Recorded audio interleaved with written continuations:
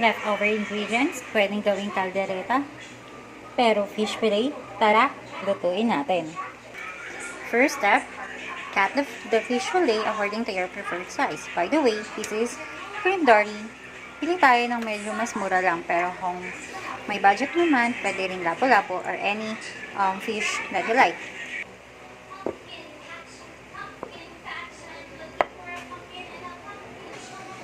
After chopping or slicing the fish fillet, coat na natin into flour and some cornstarch and pepper.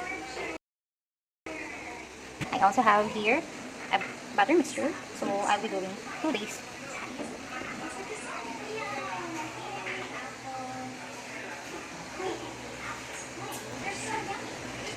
You can also put pepper dito sa mismong fillet para mas malasa siya.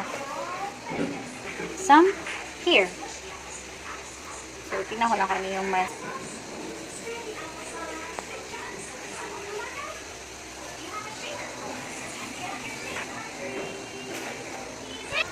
Let's try to coat this sa flour after dun sa butter mixture. And then I have here a hot pan with some oil. By the way, I'm using Kai Savila. Kai Savila pan. For 4 years na, goods pa rin siya doon. Mukha na siyang luma pero maganda pa rin. Mukha ng luma pero maganda pa rin. I mean, maganda pa rin siyang gamitin.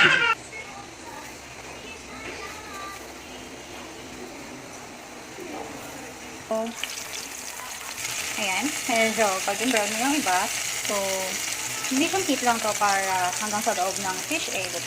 So, while waiting, cut na natin yung vegetables. By the way, ganito yung itsura ng siling haba namin kasi naka-freezer siya. Sabi ni Ninong Rai.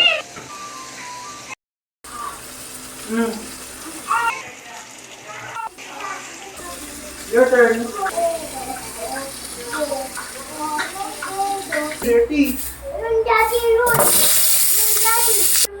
From this butter, mga 1 to 2 tablespoons. By the way, I'm using La Crema real butter. Meron kasi yung compound. And then, let's add our garlic. Hindi na ako naglagay ng onion para tipid. So, sayang yan. Yung mga natusta na flour, sabi ni Ninong Rai. Lasa din yan. So, lutuin lang natin mabuti yung garlic. Then, lagay na natin sauce. So, may natirahang caldereta sauce sa rep. So, lagay na natin. Sayang naman.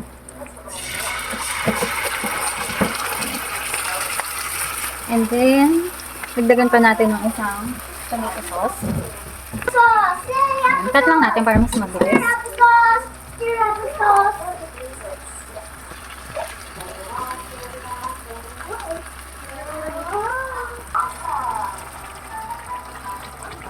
Yan, mix lang natin. Let it simmer for 2 minutes. Then, add tayo ng pepper.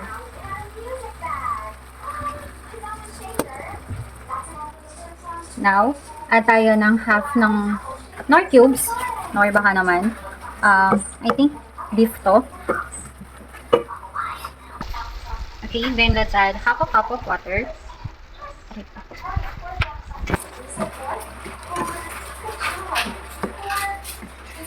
And then, lalagay na natin yung fried natin kanina na carrots and potatoes.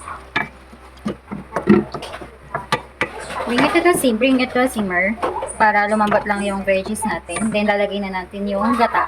And, maglalagay din tayo ng pickles.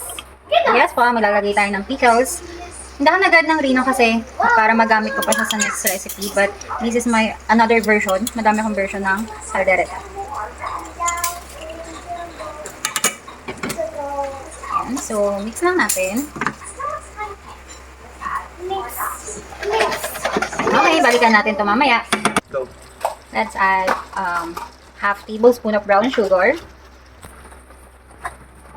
Or gawin na natin 1 tablespoon. Ayan, okay na yan. Para mag-balance lang.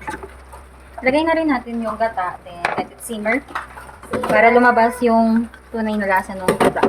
By the way, I'm using Good Mom Fresh gata. Kasi mas malapit siya sa lasa ng totoong gata. Well, gata naman talaga to siguro na totoo.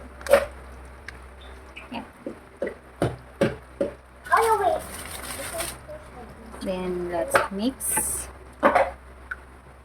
So, itong version ko ng caldereta for today is medyo saucy kasi gusto nila dito is yung madaming sauce. Nag-aagawan kami sa sauce.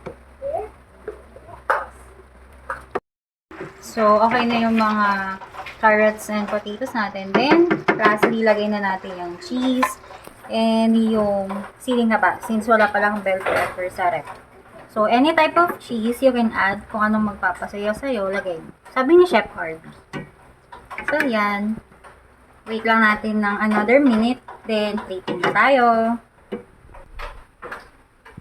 There you go. Ito na ang ating fish fillet caldereta using yung mga tira-tirang ingredients sa rep. And for a final touch, let's top it with some rosemary leaves. Dried rosemary. You can use parsley or anything that you want. Tara, kain na tayo!